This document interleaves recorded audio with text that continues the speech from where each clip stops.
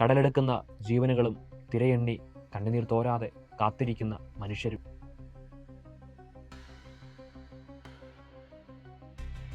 കടലിൻ്റെ മക്കളുടെ കണ്ണുനീർ പരമ്പര അവസാനിക്കുന്നില്ല.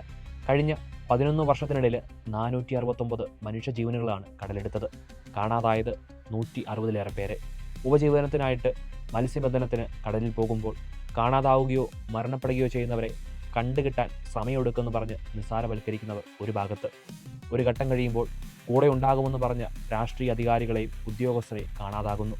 കാണാതായ മത്സ്യത്തൊഴിലാളികളുടെ കുടുംബങ്ങൾക്ക് സർക്കാർ തലത്തിലോ ഫിഷറീസ് വകുപ്പിൽ നിന്നോ അർഹിച്ച ആനുകൂല്യങ്ങളും സഹായങ്ങളും ലഭിക്കുന്നില്ലെന്നാണ് മത്സ്യത്തൊഴിലാളികൾ പറയുന്നത്. കടൽക്ഷോഭം വരുന്നുവെന്ന് സൂചന ലഭിച്ചാൽ ഉടനെ മത്സ്യത്തൊഴിലാളികൾ കടലിൽ പോകരുതെന്ന് മുന്നറിയിപ്പ് നൽകുന്ന ഉദ്യോഗസ്ഥർ മണൽത്തിട്ടകളെയും കടൽക്ഷോഭങ്ങളെയും അവഗണിച്ച് എന്തുകൊണ്ട് അവർ മീൻ പിടിക്കാൻ പോകുന്നു എന്ന് ചിന്തിച്ചിട്ടുണ്ടോ?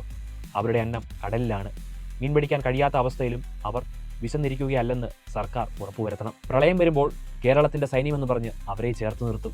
പക്ഷേ മത്സ്യത്തൊഴിലാളികളുടെ ജീവിതത്തിൽ ദുരിതങ്ങളും ചുഴലിക്കാറ്റുകളും ന്യൂനമർദ്ദങ്ങളും കടൽക്ഷോഭങ്ങളും ഉണ്ടാകുമ്പോൾ നാം അവർക്ക് വേണ്ടി സംസാരിക്കാറുണ്ടോ? ഇനിയും ഒരു പ്രളയം വന്നാൽ അവർ നാം ക്ഷണിക്കാതെ, നാം വിളിക്കാതെ നമ്മെ സഹായിക്കാൻ വരും.